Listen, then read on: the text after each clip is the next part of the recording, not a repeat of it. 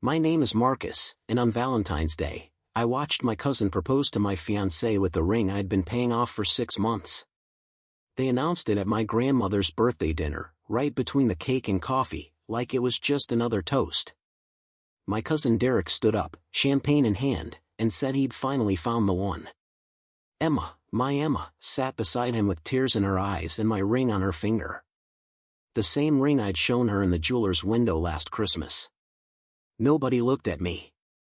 Not my grandmother, not my parents, not even my sister who knew everything. They just clapped and smiled like this was always meant to happen. Like I was never part of the equation at all. Before we jump back in, tell us where you're tuning in from, and if this story touches you, make sure you're subscribed, because tomorrow, I've saved something extra special for you. What they didn't know was that Derek's dream house, the one he'd been bragging about for months, the one where he planned to start his perfect life with Emma, was built on a loan I personally guaranteed. And the wedding venue he'd booked, the catering company, the honeymoon resort in Bali, all of it ran through credit lines tied to an investment firm I quietly controlled.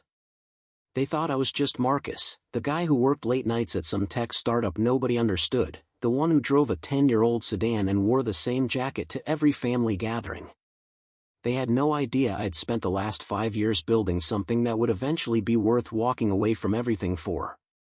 But that night, sitting at that table while everyone celebrated their betrayal, I realized I wasn't walking away. I was taking back what was mine. Want to know how it ends? Stay with me. The whole thing started 3 years earlier, back when life still made sense. I was 26, working as a software engineer at a mid-sized tech company in Austin, Texas. The job was decent, nothing glamorous, but it paid the bills and left me with enough energy to work on my side projects at night. That's how I met Emma. She was a graphic designer at a co-working space downtown, the kind of place with exposed brick walls and overpriced coffee. I'd go there on weekends to code in peace, away from my cramped apartment and my roommate's terrible taste in music. Emma had this way of concentrating that made the whole room feel quieter. She'd tuck her hair behind one ear, lean close to her tablet, and the rest of the world would just fade out. I noticed her for weeks before I worked up the nerve to say anything. When I finally did, it was because she'd left her phone charging at my table by mistake. She laughed when I brought it over, said she'd been wondering where it went, and that laugh felt like the first real thing that had happened to me in months. We started talking after that. Small conversations at first, about work and weather and the weird art installations the co-working space kept rotating through. Then longer ones, over coffee that turned into lunch that turned into dinner. She told me about growing up in a small town outside Houston, about her parents who still didn't quite understand what a graphic designer did for a living, about her dream of running her own branding agency someday. I told her about my work, about the app one was building on the side, about how I wanted to create something that mattered, not just another widget people would forget about in a week. 6 months in, I knew she was it. Not in some dramatic, lightning bolt kind of way, but in the quiet certainty that this was the person I wanted to build a life with. She felt the same, or at least I thought she did. We moved in together after a year, a small apartment near the university with terrible water pressure and a landlord who never fixed anything on time. But it was ours. We painted the bedroom a soft gray together, argued about whether we needed a second bookshelf, fell asleep on the couch watching movies neither of us could remember the next day. It was the kind of ordinary happiness people write songs about, the kind you don't appreciate until it's gone. Then Derek came back into the picture. My cousin Derek had always been the golden child of our family. 2 years older than me, better looking, more charming, the kind of guy who could walk into a room and own it without trying. He'd gone to college on a football scholarship, dated half the cheerleading squad, graduated with a business degree he never really used. After school, he bounced around between sales jobs and startup ventures that never quite took off, but he always landed on his feet. Our family loved him because he knew how to perform. He remembered birthdays, sent flowers to our grandmother every Mother's Day, showed up to every reunion with stories that made people laugh. I was the quiet one, the one who stayed in the corner with a book, the one people forgot to introduce. Derek had been living in California for a few years, chasing some cryptocurrency opportunity that I'm pretty sure was half scam, half wishful thinking. But that fall, he moved back to Austin. Said he wanted to be closer to family, that he'd missed Texas, that California had lost its charm. He showed up at our apartment one Saturday with a six-pack and a grin, saying he'd heard I was shacked up with someone special and wanted to meet her. I should have seen it then, the way his eyes lingered on Emma a second too long, the way he complimented her with just a little too much enthusiasm. But I didn't. I was too busy being the good cousin, the welcoming one, the idiot who thought family meant something. Derek started coming around more after that. He'd text asking if we wanted to grab dinner, catch a movie, check out some new bar downtown. Emma thought it was sweet that I had family nearby. She'd grown up with cousins she barely knew, so the idea of having that kind of closeness appealed to her. I went along with it because I wanted her to feel connected to my life, to my people. We'd meet up once or twice a week, sometimes with other friends, sometimes just the three of us. Derek was always on, always performing, always the life of whatever table we sat at. He'd tell stories about his California days, about parties in Malibu and meetings with venture capitalists who wore sneakers to pitch sessions. Emma would laugh at his jokes, ask questions, lean in when he talked about his plans for the future. I told myself it was nothing. Emma was friendly with everyone. That was one of the things I loved about her. She could make a stranger feel like an old friend in 5 minutes. And Derek was my cousin. We'd grown up together, spent summers at our grandmother's ranch, played video games in his basement when we were kids. There was a code, an unspoken understanding that you didn't cross certain lines. Or so I thought. The first crack appeared in December, about 3 months after Derek moved back. Emma and I had been talking about getting engaged. Nothing formal, just those late-night conversations where you map out a future together and pretend you're not terrified of jinxing it. I'd started saving for a ring, something simple but meaningful, the kind of thing she could wear every day without it feeling like a billboard. I'd even picked one out, shown her the style in a jewelry store window during a weekend trip to San Antonio. She'd stopped walking, pressed her hand against the glass, and said it was perfect. I took a photo of it on my phone, told the jeweler I'd be back after the holidays. But that December, something shifted. Emma started working late more often, said she'd picked up extra freelance projects to save money for the agency she wanted to start. I believed her because why wouldn't I?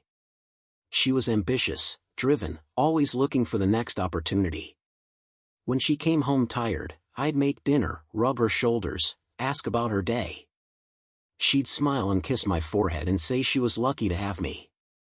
But there were small things I couldn't ignore. The way she'd angle her phone away when she texted. The way she'd suddenly need to run errands on Sunday mornings, errands that used to wait until we could do them together. The way she stopped asking about my side project, the app I'd been pouring my nights into. Then Valentine's Day arrived. I'd planned the whole thing weeks in advance. Dinner reservations at the Italian place where we'd had our first real date, flowers delivered to her office, a weekend trip to Fredericksburg I'd been secretly organizing. I even took the afternoon off work, came home early to set up candles and put on the jazz playlist she loved. But when I got to the apartment, Emma wasn't there. I called her, texted her, checked the co-working space on the off chance she'd lost track of time. Nothing. I waited for 2 hours, watching the candles burn down, the pasta sauce I'd made from scratch going cold on the stove. Finally, she texted. Something came up. I'm sorry. Can we do tomorrow instead? I should have been angry. I should have demanded an explanation right then. But I was too stunned, too caught in that space between confusion and denial where you tell yourself there has to be a reasonable answer. I blew out the candles, covered the food, and sat on the couch in the dark until I couldn't stand my own thoughts anymore. I grabbed my keys and drove.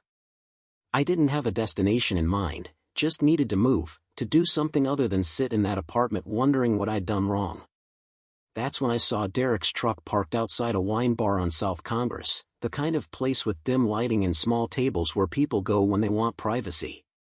And through the window, I saw them. Emma and Derek, sitting close, laughing over glasses of red wine, her hand on his arm in a way that wasn't casual, wasn't friendly, wasn't anything I could explain away. I didn't go inside. I didn't confront them. I just stood there on the sidewalk, watching my life unravel through a pane of glass, and felt something inside me go completely still. Not angry, not sad, just cold. Ice cold. I drove home, packed the dinner away, and went to bed before Emma got back. When she finally did, around midnight, she slipped into bed quietly, probably thinking I was asleep. I wasn't. I lay there staring at the ceiling, listening to her breathe, wondering how long this had been going on and why I'd been too blind to see it. The next morning, I acted normal. Made coffee, asked about her day, kissed her goodbye when she left for work. But inside, I was calculating.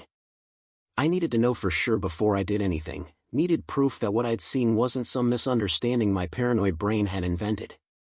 So I started paying attention. Really paying attention. I noticed Derek's name popping up in her texts more often.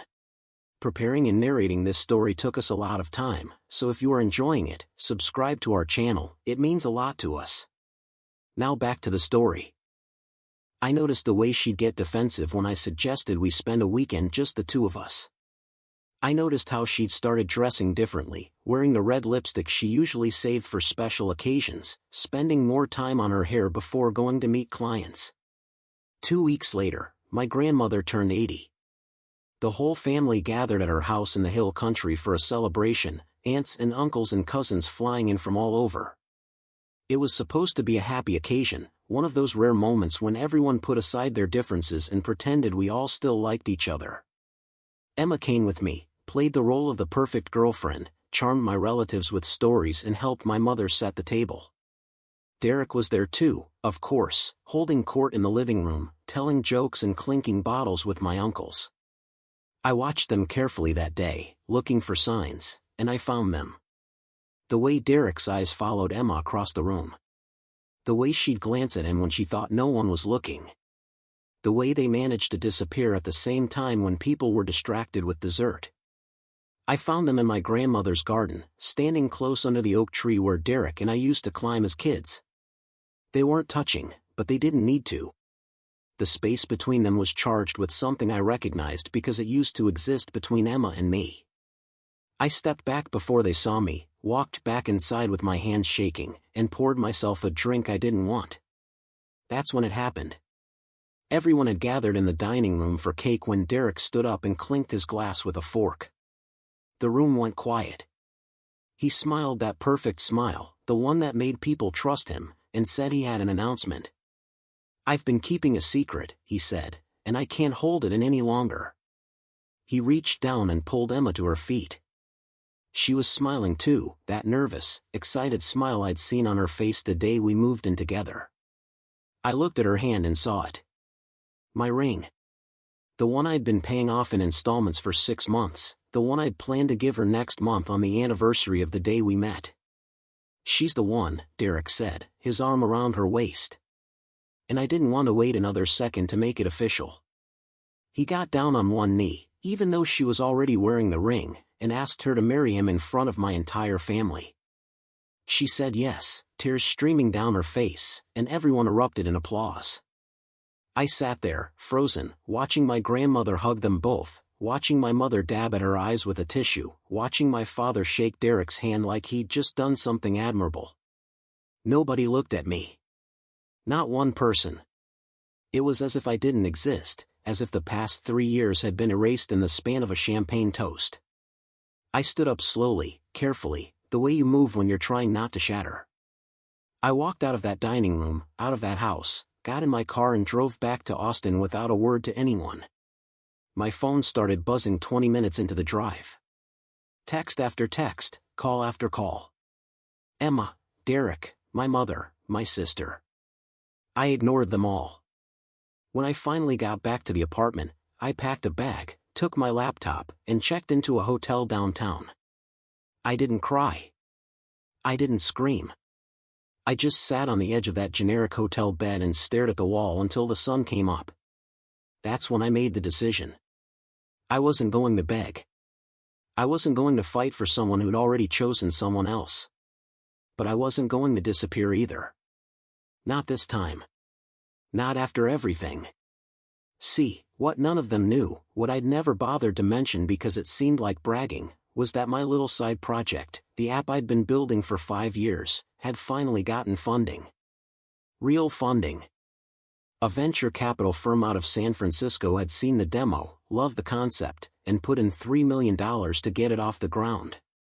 That money had come through 2 months earlier, and I'd been waiting for the right moment to tell Emma, to surprise her with the news that we could finally stop worrying about rent and student loans and whether we could afford to start the business she wanted. But more than that, the funding had given me leverage. The firm didn't just invest in my app. They brought me in as a partner on other deals, other opportunities. One of those opportunities was a real estate development project in East Austin, a neighborhood that was gentrifying fast. The firm was buying up properties, flipping them, building new developments. And one of those properties, one of the flagship projects they were betting big on, was a custom home on a 3-acre lot with hill country views. The buyer? Derek. He'd gotten approved for a construction loan 6 months ago, right around the time he moved back to Austin, and the firm I was now tied to had backed it. I hadn't known at the time. It was just another file in a stack of deals I'd signed off on. But when I went through the paperwork that night in the hotel room, pulling up documents on my laptop at 3 in the morning, I found his name. Derek Chen, loan amount, $850,000, guarantor, and I saw my own signature at the bottom. Not because I'd personally agreed to back my cousin, but because the firm had packaged multiple loans together, and I'd approved the entire portfolio without looking at the individual names. At first, I felt sick. The idea that I'd unknowingly helped Derek build his dream life, the one he was now going to share with Emma, made me want to throw my laptop across the room. But then I kept reading. The loan had clauses, terms, conditions. One of those conditions was that if the primary borrower defaulted or if certain benchmarks weren't met, the guarantor, me, had the authority to call the loan. And Derek, for all his charm and bluster, was 3 months behind on payments. He'd been making excuses to the firm, blaming contractors and permit delays, but the numbers didn't lie. He was in trouble. And I had the power to make that trouble a whole lot worse. I didn't make the decision lightly. I spent the next week thinking it through, weighing my options, running scenarios in my head. Part of me wanted to just let it go, to move on and build a new life without them. But every time I closed my eyes, I saw that moment at my grandmother's table, saw the way they'd smiled while erasing me, saw the ring on Emma's finger that I'd bled for. So I made a call. I contacted the firm, explained the situation, asked what my options were. They laid it out cleanly. I could call the loan, force a sale of the property, or I could renegotiate terms that Derek would never be able to meet. Either way, his dream house was gone. And if I timed it right, I could make sure he found out in the most devastating way possible. That's when I learned about the wedding. Emma posted about it on social media, a photo of her and Derek looking at venues, caption reading, "Found the perfect place to start forever." The venue was a hill country barn, rustic and expensive, the kind of place that required a deposit bigger than most people's rent. The wedding was set for late spring, 6 months away. 6 months for me to plan, to prepare, to make sure that when the moment came, I'd be ready. I didn't reach out to Emma during that time. I didn't respond to her messages or her calls. Eventually, they stopped. I heard through my sister that Emma had moved out of our apartment, that she was living with Derek in a rental while they waited for the house to be finished. I heard that the family was excited about the wedding, that my grandmother had already bought a new dress, that my mother was helping Emma plan the reception. Nobody asked how I was doing. Nobody seemed to care that I'd vanished. I used that time to build. My app launched in beta and the response was better than I'd hoped. Users loved it, investors started circling, and within 3 months, we had offers to scale nationally. The firm I was partnered with grew more confident in me, gave me more autonomy, more control. I started sitting in on bigger meetings, making decisions that affected millions of dollars, learning how money and power actually worked in a way I'd never understood before. And through it all, I kept my eye on Derek's loan. I watched the payments, or lack thereof. I watched the construction delays pile up. I watched him dig himself deeper into a hole he didn't even realize he was standing in. By the time spring arrived, I had everything in place. The loan was in default, the paperwork was ready, and all I needed was the right moment. That moment came in the form of a wedding invitation, delivered to my hotel address because apparently someone in the family still had a conscience, or at least a sense of obligation.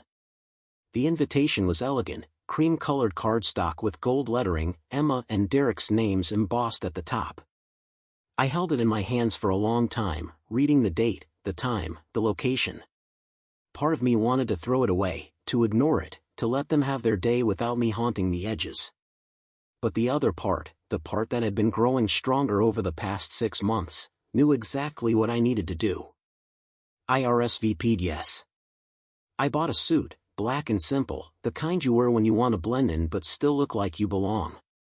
I hired a process server, a professional who specialized in delivering legal documents, and I briefed him on exactly when and where to show up.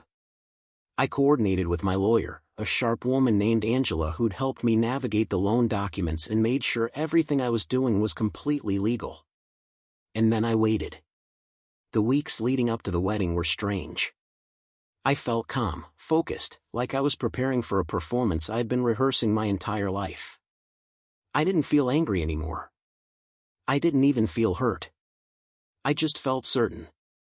This was the right move, the only move that made sense given everything that had happened.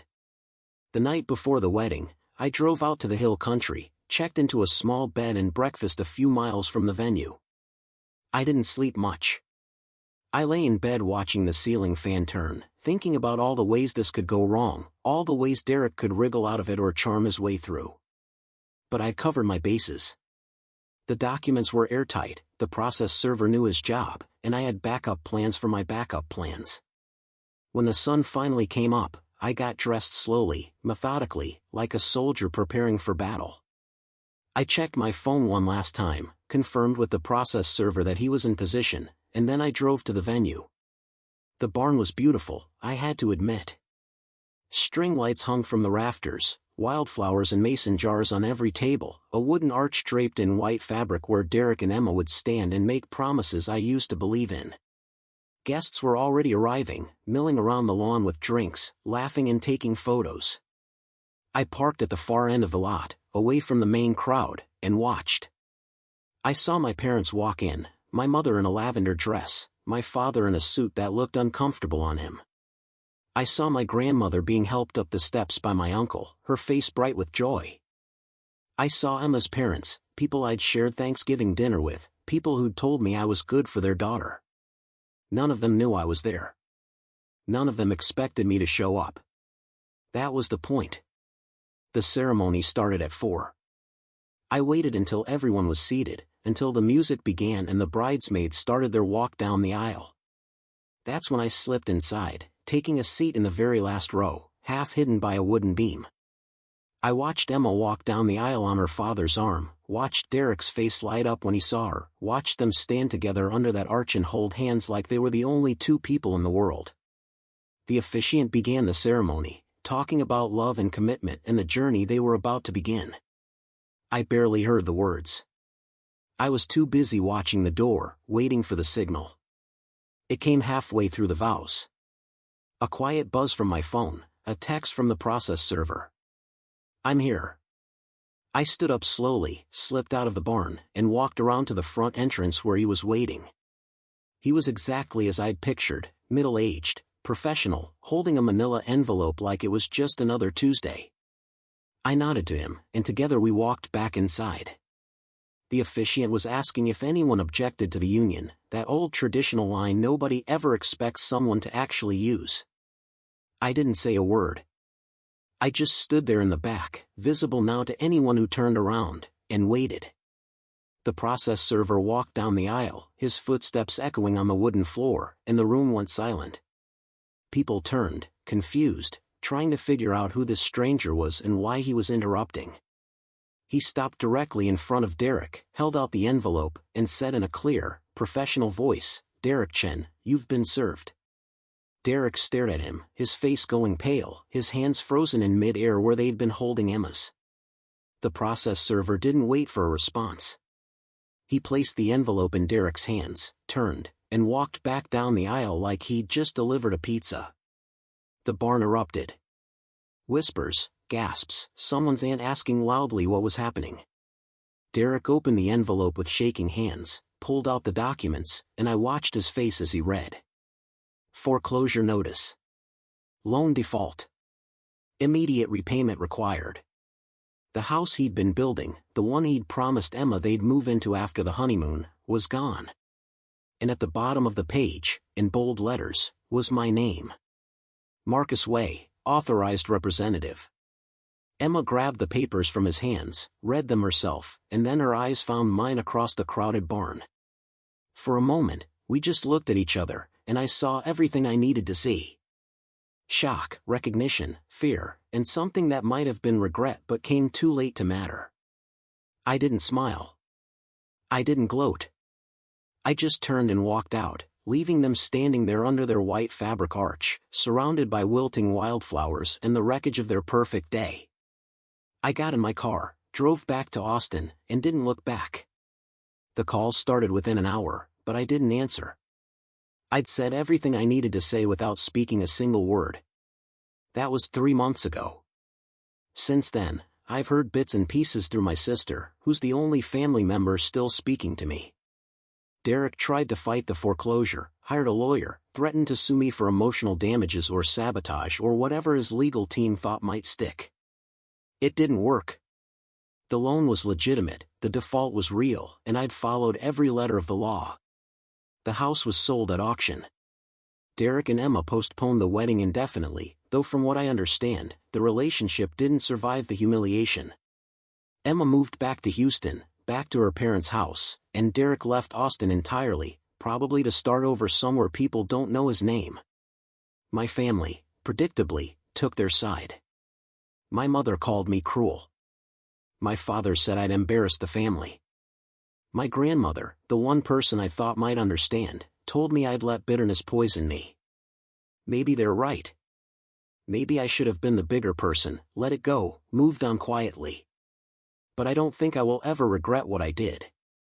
Not because it felt good, though there was a certain satisfaction in watching Derek's face when he realized what was happening. But because for once in my life, I refused to be erased. I refused to let them write me out of the story and pretend I never mattered. They wanted me gone, invisible, forgotten. Instead, I made sure they'd never forget me. Some people might call that revenge. I call it justice. Either way, I'm done being the quiet cousin, the forgettable one, the person people overlook. I built something real, something that matters, and I'm not going to apologize for protecting it. If that makes me the villain in their story, I can live with that. Because in mine, I'm finally the one writing the ending. The weeks following the foreclosure served at Derek's wedding were not what I expected. I thought there would be silence, maybe some angry voicemails that I could delete without listening, perhaps a strongly worded letter from a lawyer that would go nowhere. What I didn't anticipate was the full-scale family war that erupted like a wildfire in drought season. It started with my sister Rachel calling me at 7 in the morning, her voice sharp enough to cut glass through the phone speaker. "Marcus, what the hell did you do?" She didn't wait for me to answer, just launched into a tirade about how Mom was crying, how Dad wouldn't come out of his study, how Grandmother had taken to her bed like some Victorian heroine in a novel. "Derek's life is ruined," she hissed. "Emma's parents are threatening legal action. The whole family thinks you've lost your mind."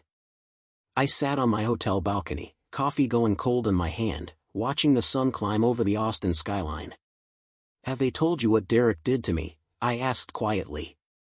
There was a pause, the kind that tells you someone knows more than they're willing to admit. "That's different," Rachel finally said, her voice softer but no less frustrated. "What he did was wrong, Marcus. Nobody's saying it wasn't. But you didn't have to destroy him in front of everyone. You could have handled this privately." "I could have," I agreed. "Just like I could have handled it privately when he took Emma." just like I could have handled it privately when they announced their engagement at grandmother's birthday dinner while I sat there like a piece of furniture. But I didn't get that option, did I? They made it public. So I responded in kind. Rachel sighed, the sound crackling through the connection. You're not wrong, but you're not right either. And now I'm stuck in the middle, trying to explain to everyone why my brother isn't actually a psychopath. Good luck with that, I said, and hung up before she could respond. The messages kept coming throughout that first week. My Uncle Gerald, Dad's older brother, sent me a text that simply read, "Disappointed in you." My Aunt Vivian, Mom's sister, left a voicemail asking if I'd considered therapy.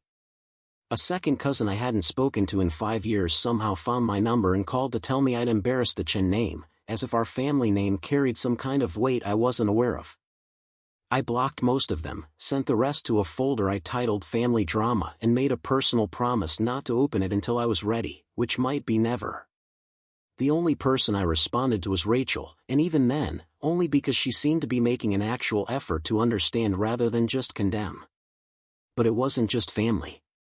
Word spread fast in the tech community, especially since Derek had been making the rounds at networking events, dropping my name as his cousin, the one backing his real estate ventures.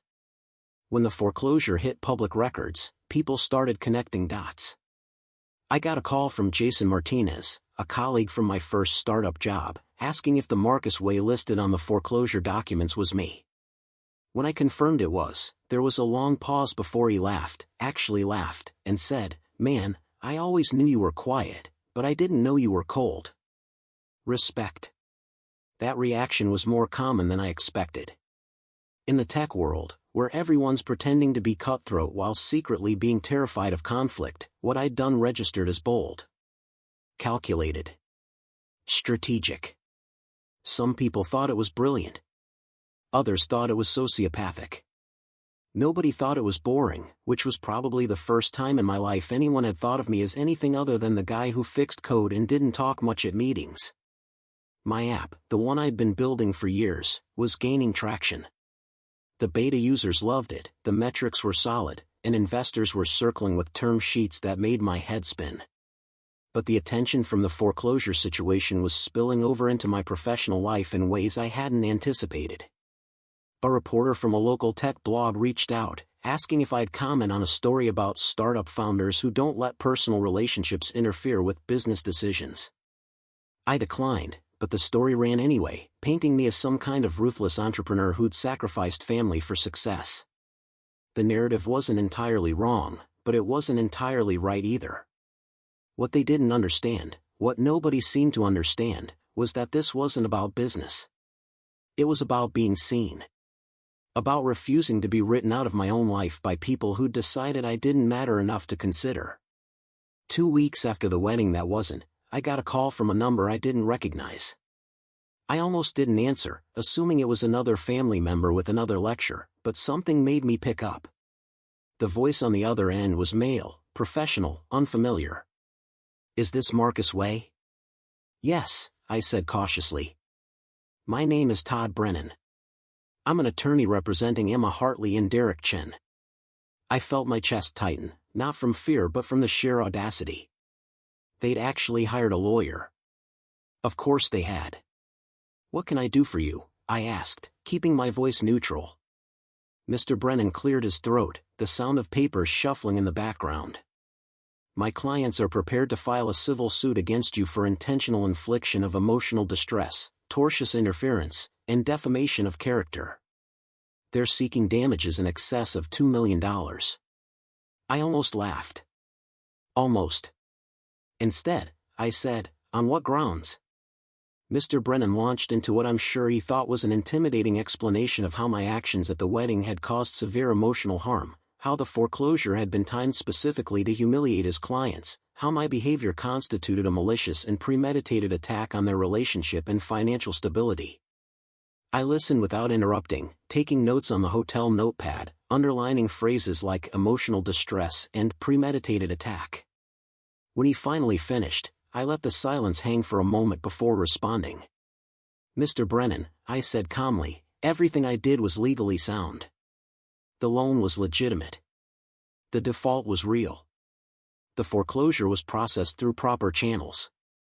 If your clients want to sue me for enforcing a contract they signed, they're welcome to try. But I'm confident any judge will throw it out before it gets to trial. There was a pause, shorter this time. "Mr. Way," he said, and I could hear the shift in his tone, less aggressive, more negotiating. "My clients are willing to drop the suit if you agree to forgive the remaining debt and issue a public apology." I smiled at that, though he couldn't see it. "Tell your clients I'll see them in court," I said, and hung up. Angela, my lawyer, nearly burst out laughing when I told her about the call. "They have nothing," she said, leaning back in her office chair, her red glasses sliding down her nose. "Emotional distress requires proof of outrageous conduct, and enforcing a legal contract doesn't qualify. Tortious interference doesn't apply because you weren't interfering with a business relationship, you were exercising your rights as a loan guarantor. And defamation? Unless you've been going around telling lies about them, which I'm assuming you haven't, that's dead on arrival." "I haven't said a word about them publicly," I confirmed. "Good," Angela said, tapping her pen against her desk. "Let them file. Let them waste their money on legal fees. Meanwhile, we'll prepare a countersuit for frivolous litigation if it comes to that. But honestly, Marcus, I don't think it will. This is a bluff. They're hoping you'll settle out of fear or guilt. Don't." She was right. 2 days later, I got another call from Mr. Brennan, this time with a different offer. His clients were willing to negotiate a payment plan for the remaining debt if I agreed to mediation. I declined. A week after that, the calls stopped entirely. No lawsuit was ever filed. Derek and Emma had run out of moves, and they knew it. But the family drama was far from over. My parents, who'd been giving me the silent treatment since the wedding incident, finally broke their silence with a summons to Sunday dinner at their house. The invitation came through Rachel, who texted me saying, "Mom and Dad want to talk. Please come. Please don't make this worse." I considered saying no, considered cutting ties entirely and moving on with my life. But there was a part of me, a stubborn, maybe foolish part, that still wanted them to understand. So I agreed. Their house looked the same as it always had, a modest 2-story in a quiet neighborhood west of downtown, the kind of place where people knew their neighbors and complained about property taxes. I parked on the street, walked up the driveway, and knocked instead of using my key. It felt wrong to just walk in, like I wasn't sure I was welcome anymore. Dad opened the door, his face neutral, unreadable. He stepped aside without a word, and I walked into the living room where Mom was sitting on the couch, hands folded in her lap like she was waiting for a diagnosis from a doctor. "Sit," Dad said, gesturing to the chair across from them. I sat. For a long moment, nobody spoke. The clock on the wall ticked loudly, filling the silence with something that felt like accusation. Finally, Mom spoke, her voice quiet and strained. "Why, Marcus? Why did you have to do it that way?" I looked at her, this woman who'd raised me, who'd taught me to read and tie my shoes and believe that family meant something.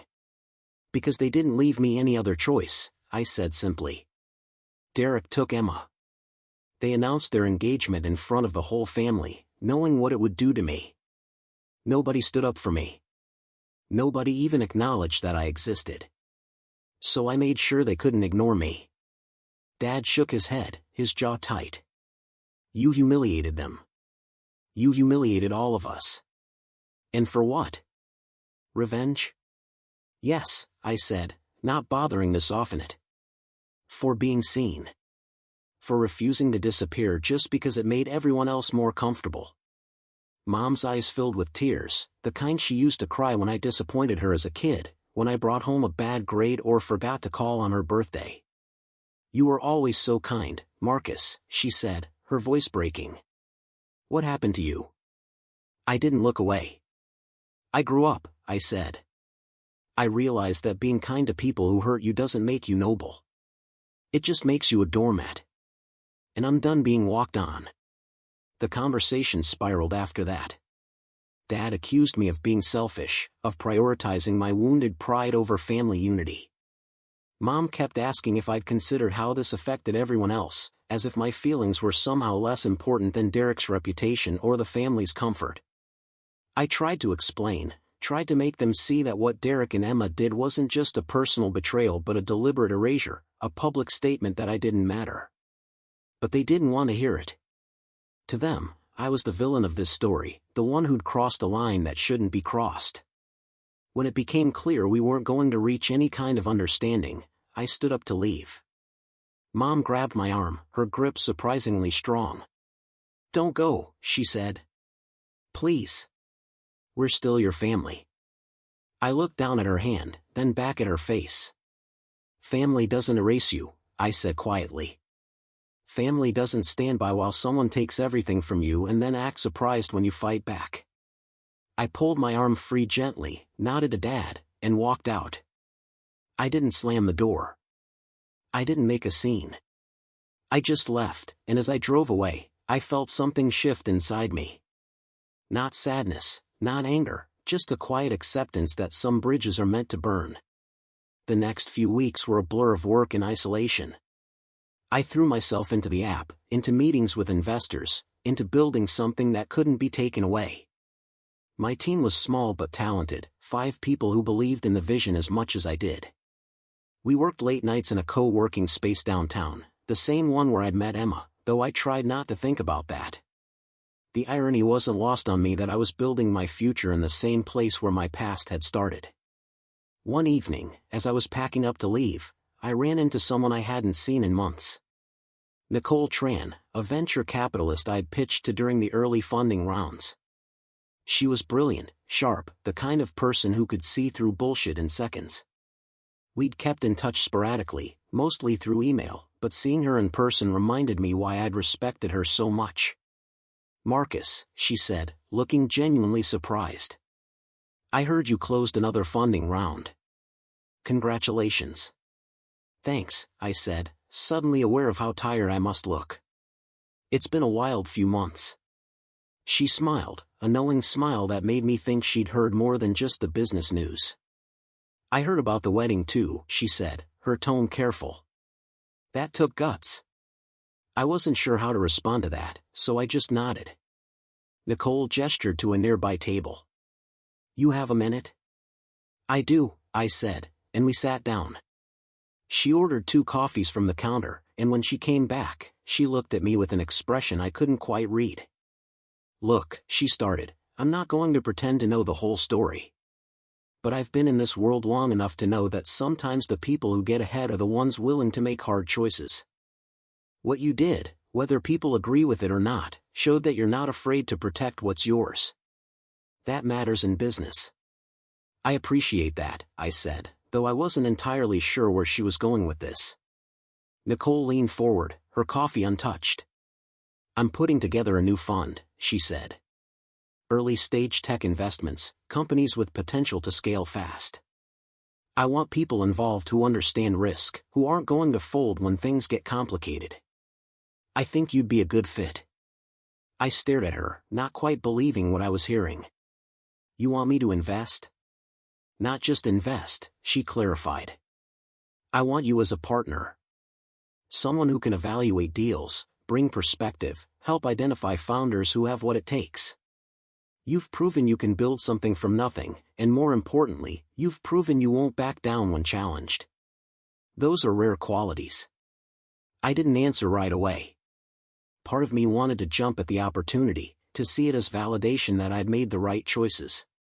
But another part, the part that was still raw from everything that had happened, was wary.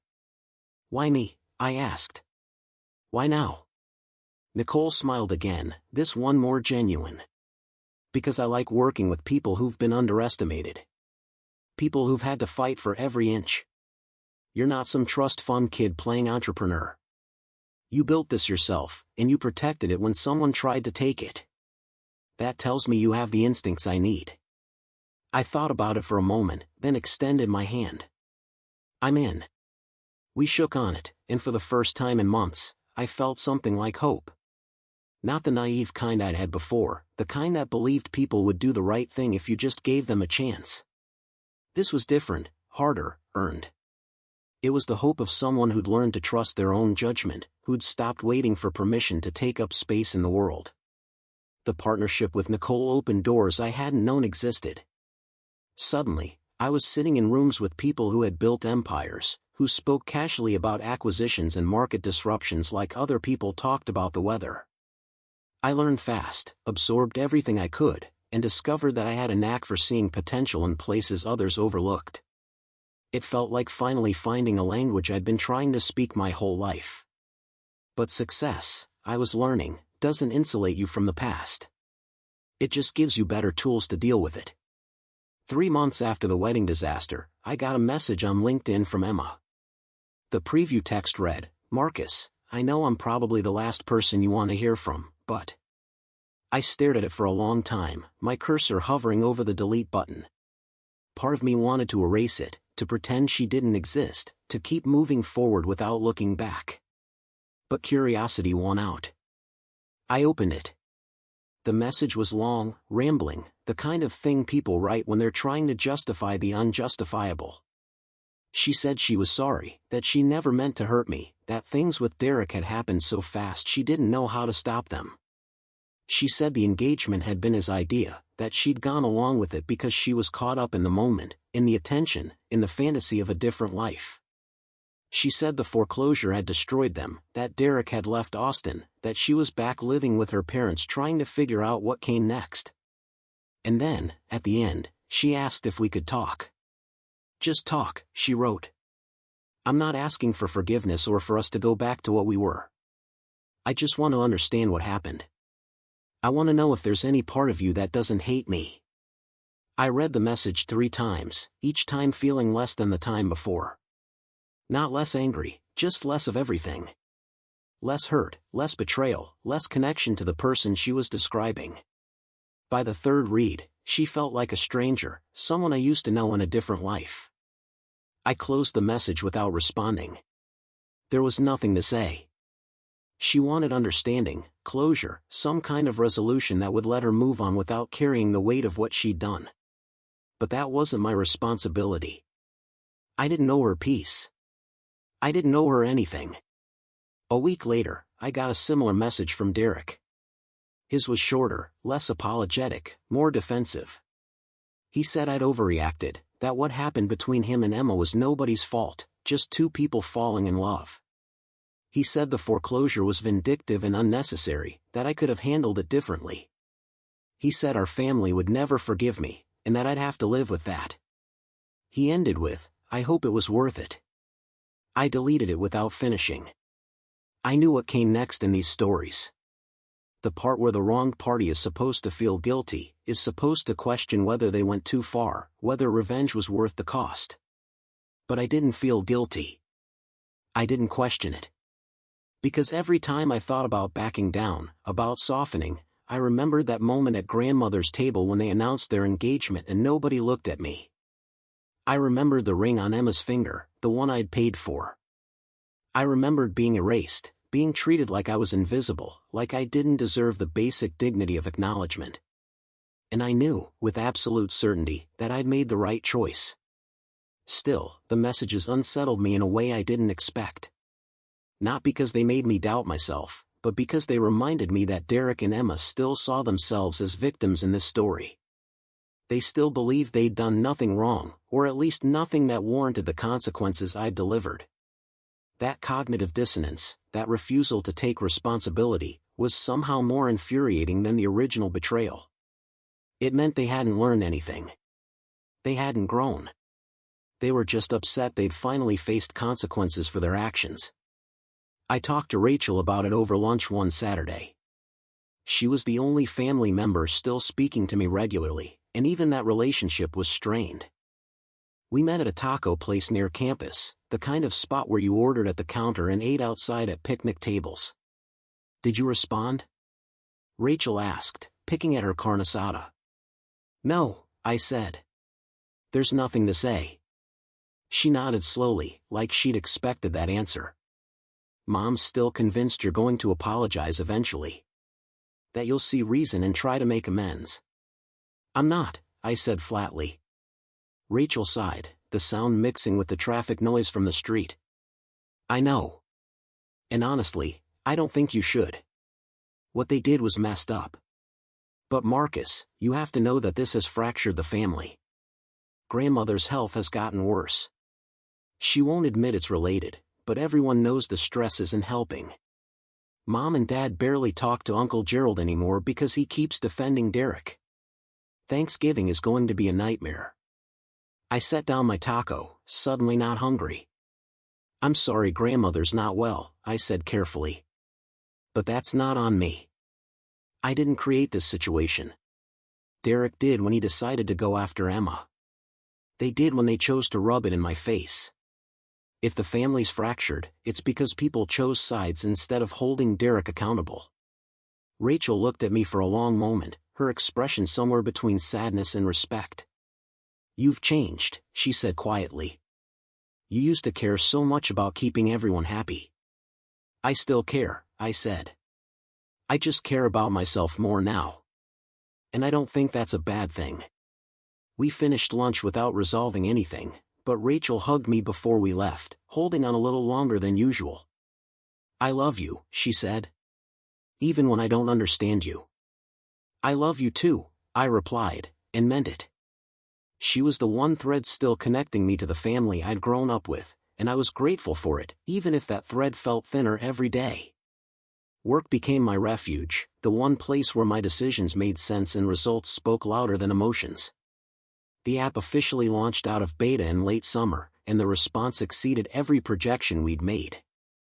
Users were signing up by the thousands, engagement metrics were through the roof, and suddenly we were the hot new thing in tech circles.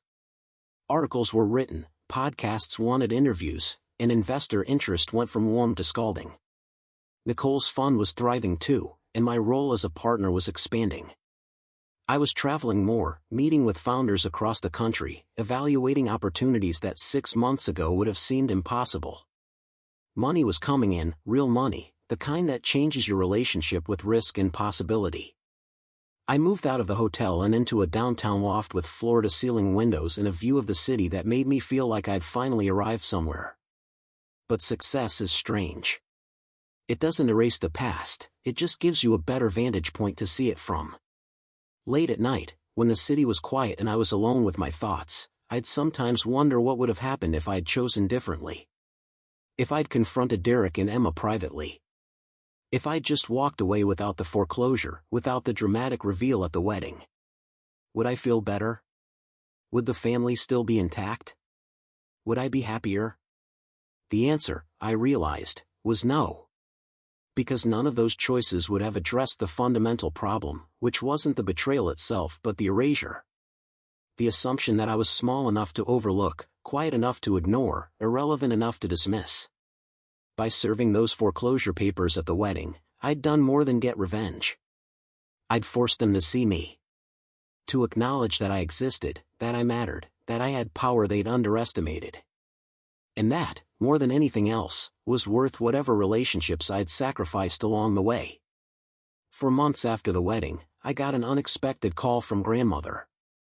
Her voice was weaker than I remembered, but still unmistakably hers, sharp and clear despite her age. Marcus, she said, and just hearing my name from her made my throat tight. I need to see you. Not for your mother or your father or anyone else. For me. When? I asked. Tomorrow, she said. I'll make lunch. Come at noon. Don't be late. I wasn't late. I arrived at her house in the hill country at 11:55. Parking under the same oak tree where I'd hidden from Derek and Emma at her birthday party. The house looked smaller than I remembered, or maybe I'd just grown in ways that made everything from my past seem diminished. Grandmother answered the door herself, waving off my attempt to help her. I'm old, not dead, she said, leading me to the kitchen where she'd set out sandwiches and sweet tea. We sat at her small table, the one with the checkered tablecloth she'd had for as long as I could remember. For a few minutes, we just ate in comfortable silence, the kind you can only have with someone who's known you your entire life. Finally, she spoke. You broke this family, she said, but there was no accusation in her voice, just statement of fact. I know, I said. I'm sorry you're caught in the middle of it. She waved a hand dismissively. I'm not caught in anything. I'm too old to be caught.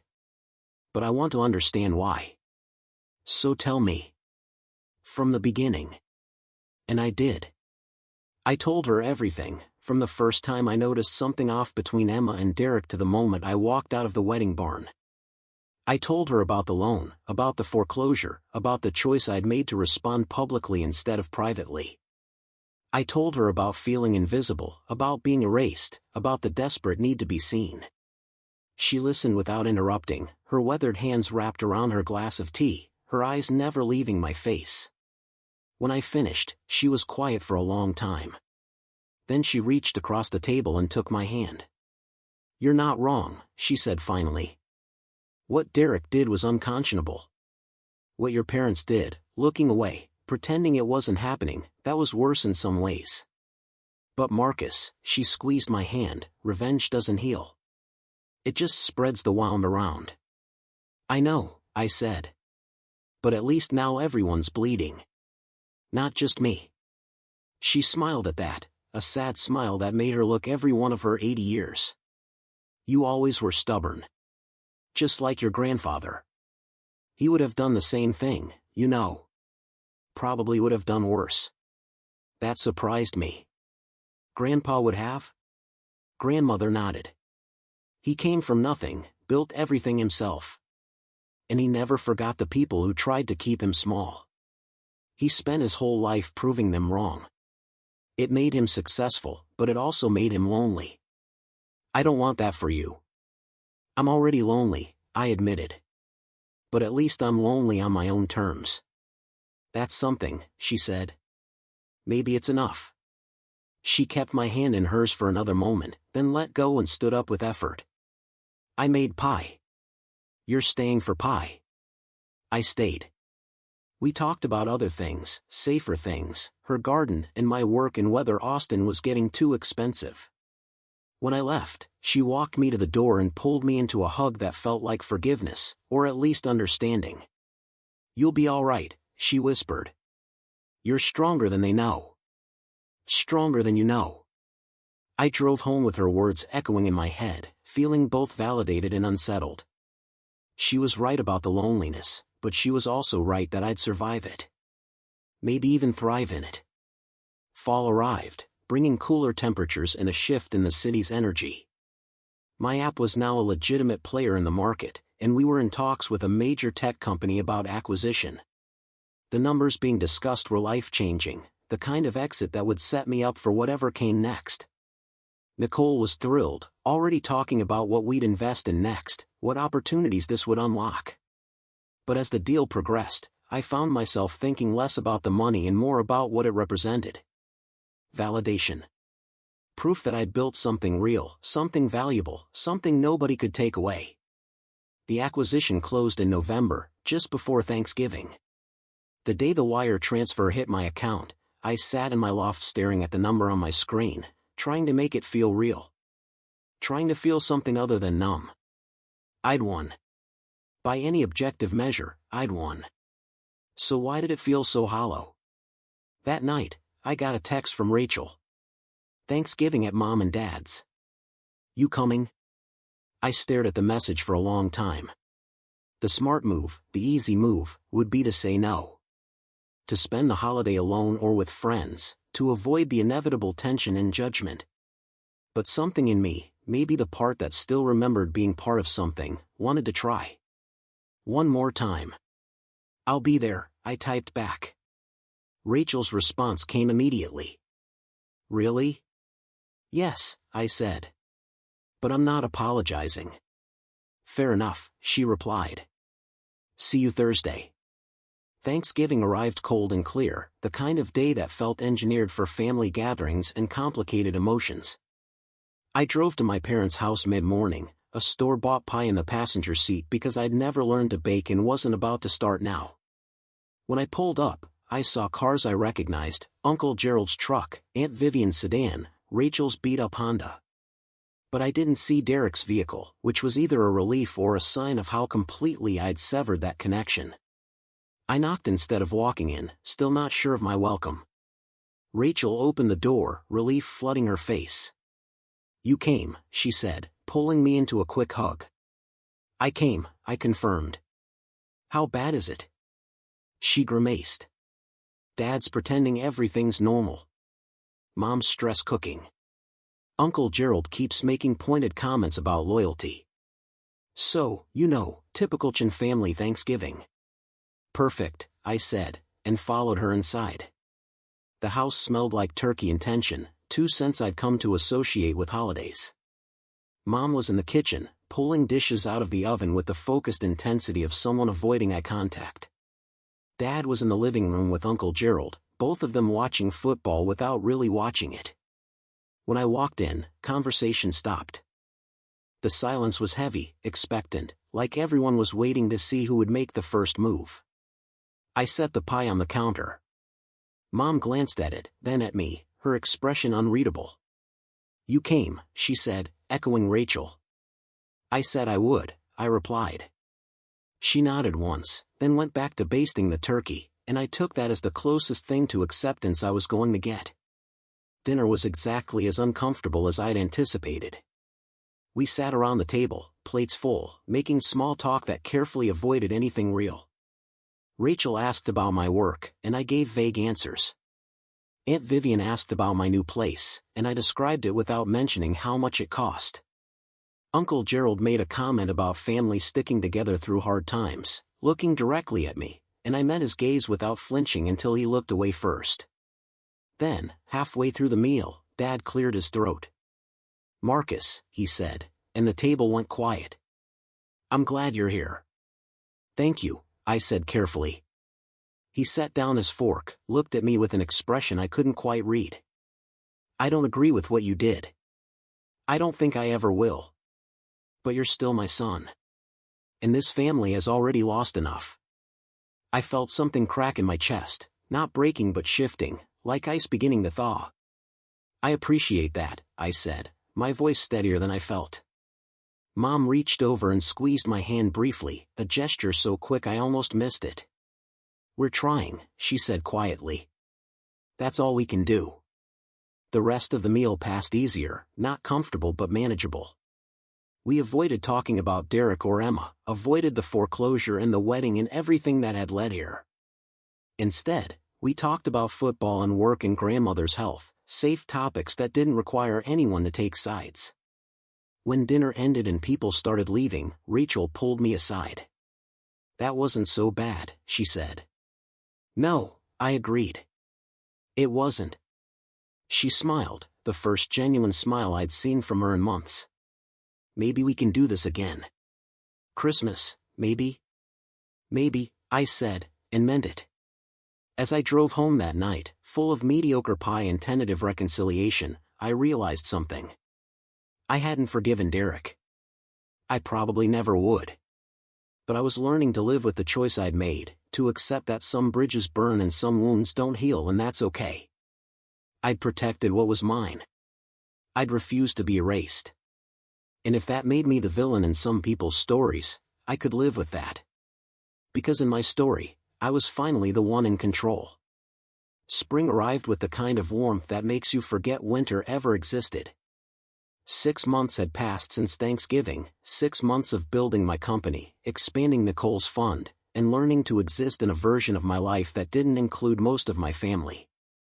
Rachel and I still talked regularly, trading messages about work and life and the small mundane things that keep relationships tethered. Grandmother called once a month, always on Sunday afternoons, her voice a little weaker each time but her spirit unchanged. My parents sent occasional texts, surface-level check-ins that never ventured into dangerous territory. It wasn't reconciliation, not really, but it was something. A truce, maybe.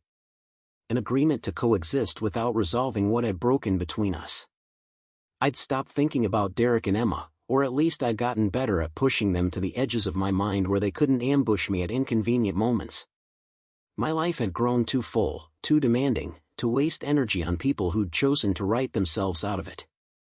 The app had been acquired, the money was real, and I was building something new with Nicole's fund, something that felt purposeful in ways my old life never had. I was dating someone, an architect named Sarah who I'd met at an investor dinner. She was smart and grounded and had no connection to my past, which made her perfect. We weren't serious, not yet, but it was easy in a way nothing had been for a long time. Then, on a Tuesday morning in late April, I got a call from a number I didn't recognize. I almost sent it to voicemail, but something made me answer. The voice on the other end was tentative, searching. "Marcus? It's me." I knew the voice immediately, even though months had passed since I'd heard it. "Emma." I should have hung up. Should have blocked the number and gone back to my coffee and my morning routine. But curiosity, or maybe something darker, kept me on the line. "What do you want?" I asked, my voice flat. "I know I have no right to call," she started, the words tumbling out fast like she was afraid I'd disconnect before she finished. "But I needed to tell you something. Derek and I aren't together anymore. Haven't been for months. And I needed you to know that what happened wasn't worth it. Any of it." I walked to the window of my loft, looking out at the city waking up below.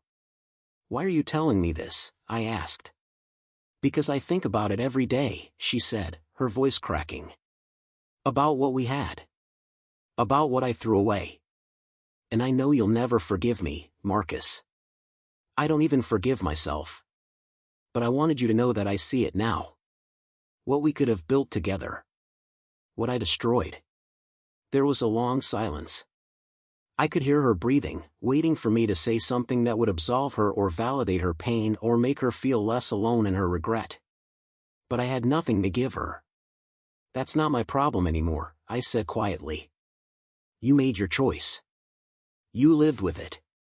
Now I'm living with mine." "Marcus, please," she started, but I ended the call before she could finish. I stood there for a while, phone in hand, waiting to feel something. Satisfaction, maybe, or vindication. The sweet taste of knowing she regretted losing me. But all I felt was tired. Tired of carrying this, tired of being defined by what they'd done, tired of letting their betrayal take up space in my head rent-free. I'd won, technically. I'd protected what was mine, made them face consequences, rebuilt my life into something they could never touch. But winning, I was learning, doesn't always feel the way you expect it to. Sometimes it just feels like the end of something, not the beginning of anything better. That afternoon, I had lunch with Nicole at a cafe near her office. She took one look at my face and asked what was wrong. "Emma called," I said, stirring sugar into coffee I wouldn't drink. "Wanted to tell me she and Derek broke up." "How'd that feel?" Nicole asked, not with judgment but genuine curiosity. I shrugged. "Like hearing about strangers. Like it happened to someone else."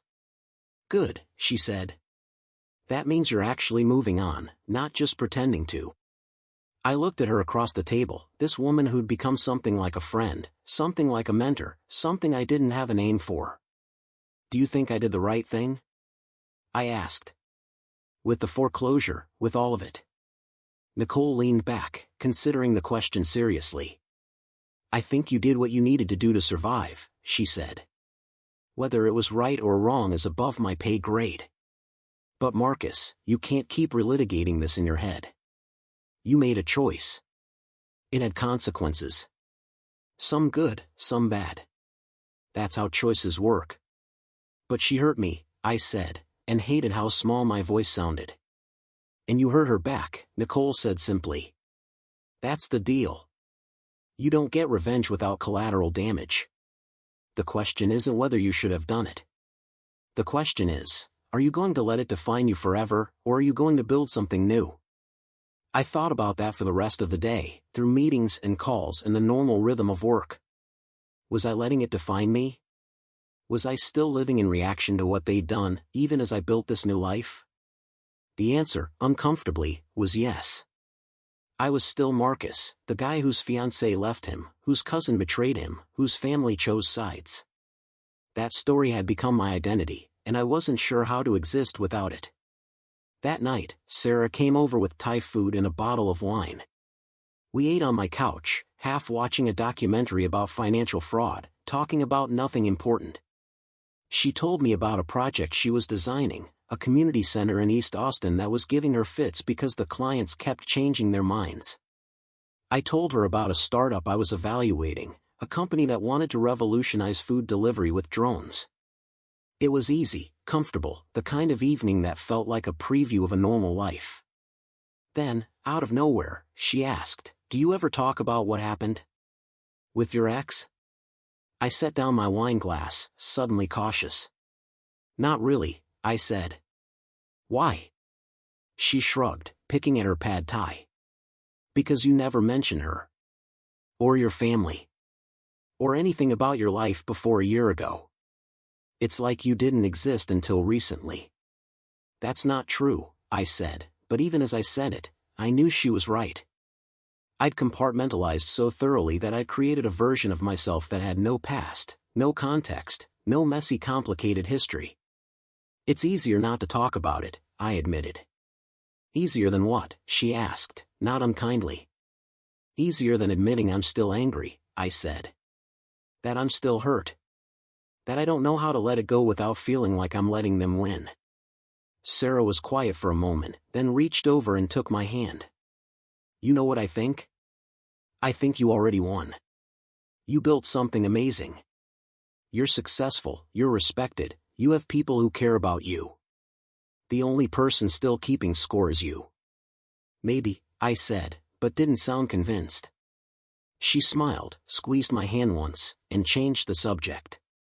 But her words stayed with me long after she left, rattling around in my head as I tried to sleep. Was I the only one still keeping score?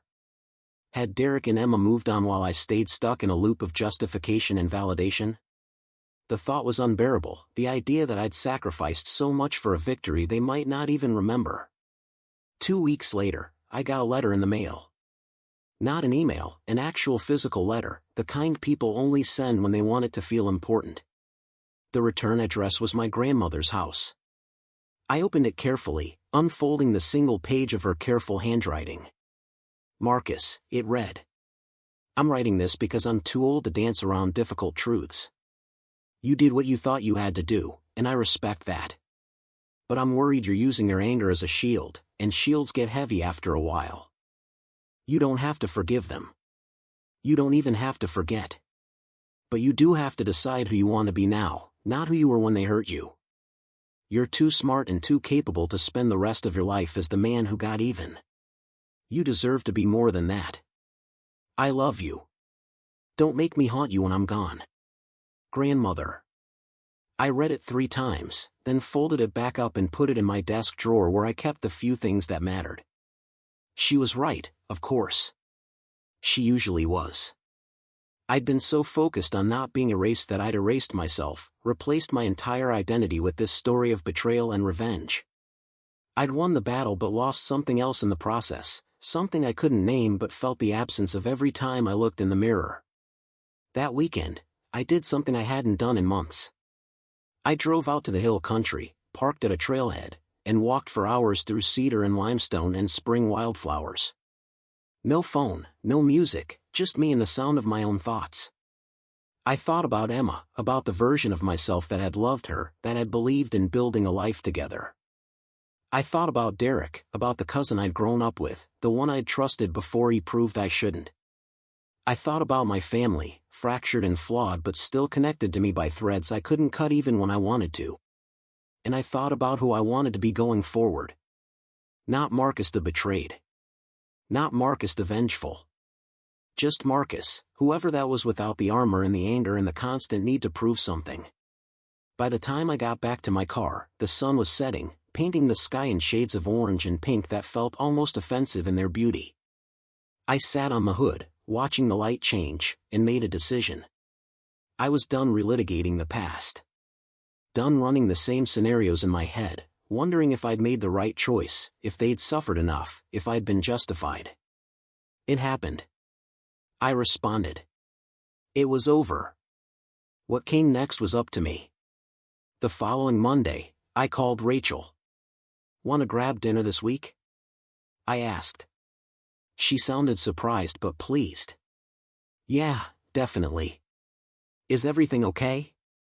Everything's fine, I said. I just miss my sister. We met at a burger place downtown, the kind of spot with vinyl booths and jukeboxes that didn't work. Rachel showed up straight from work, still in her scrubs, her hair pulled back in a messy ponytail. She looked tired but happy to see me. "So what's going on?" she asked once we'd ordered. "You never just want to have dinner. Can't I just want to spend time with my sister?" I asked, smiling.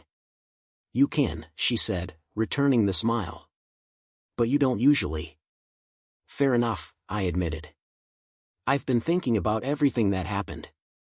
About the family, about Derek and Emma, about the choices I made." "And?" Rachel prompted. "And I'm tired of being angry," I said. "I'm tired of letting what they did control how I live. So I'm letting it go. Not forgiving them, not forgetting, just letting it go." Rachel's eyes got bright, and for a second, I thought she might cry. "Marcus," she said, her voice thick. I'm really proud of you." "Don't get too excited," I said quickly. "I'm not suddenly going to show up at family dinners and act like everything's fine. I'm not going to reconcile with Derek or have coffee with Emma. I'm just choosing not to carry this anymore." "That's fair," Rachel said, wiping her eyes. "That's more than fair." We talked for 2 hours, about work and relationships and grandmother's health and whether I'd ever move out of Austin.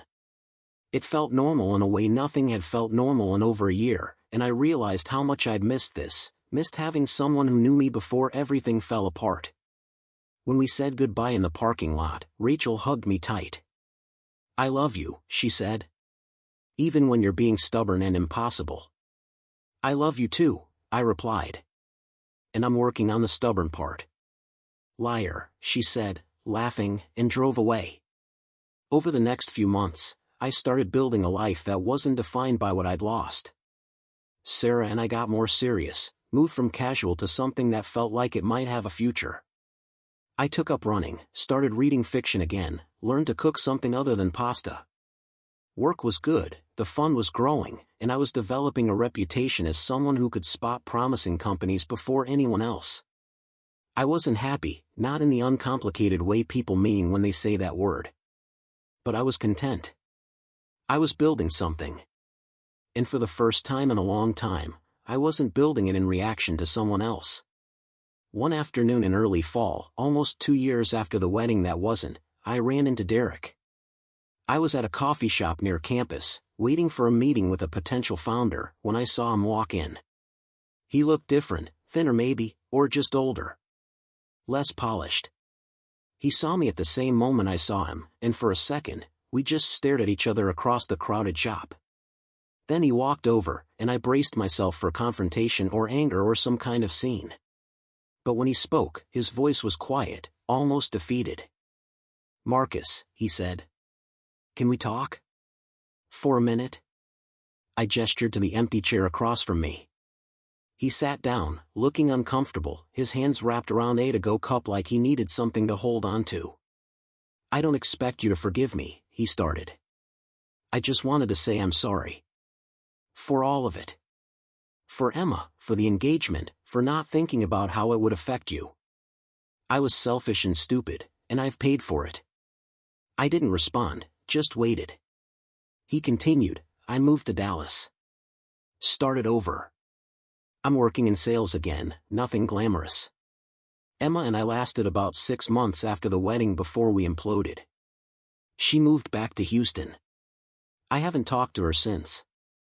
I'm sorry that happened," I said, and realized I meant it. Not sorry in a way that changed anything, but genuinely sorry that his life had fallen apart, even if part of me had wanted exactly that. Derek looked at me, something like hope flickering in his eyes. "Do you think we'll ever be okay?" he asked. "You and me, the family?" I thought about it, really thought about it. "Honestly? Probably not," I said. "What you did, what we all did, changed things permanently. But I don't hate you anymore. I just don't trust you. And that's probably not going to change." Derek nodded slowly, like he'd expected that answer but hoped for something different. That's fair, he said. More than fair.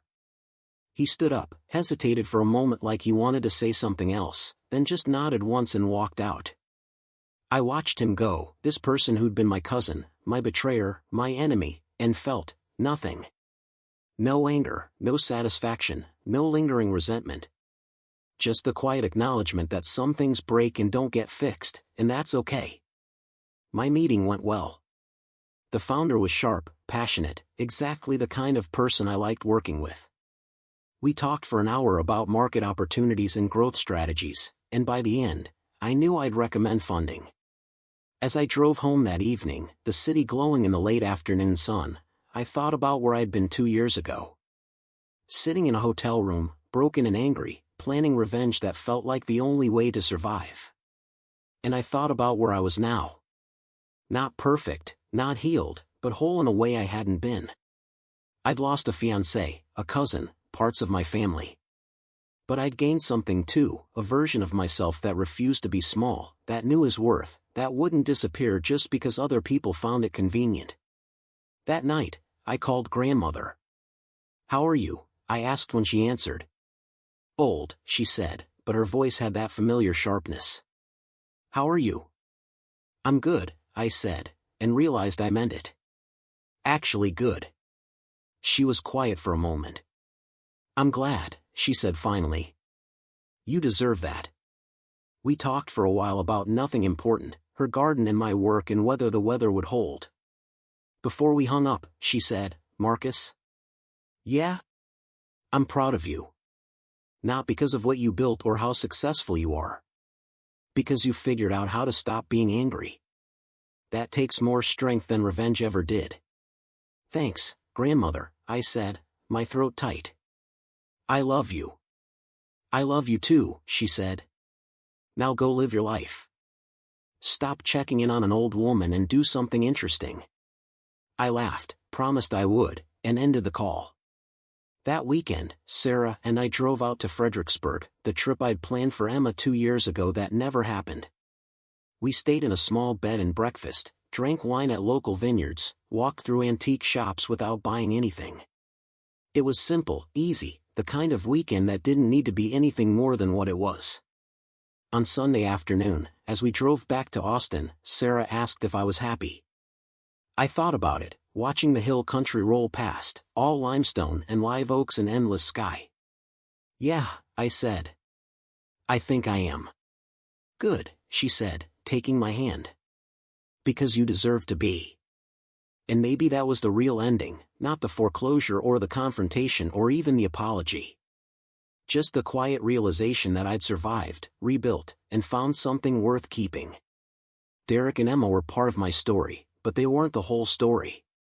Not anymore. I was more than what they'd done to me, more than my response to it. I was just Marcus, building a life, making mistakes, trying to figure it out like everyone else. And for the first time in 2 years, that felt like enough. Up next, you've got 2 more standout stories right on your screen. If this one hit the mark, you won't want to pass these up. Just click and check them out.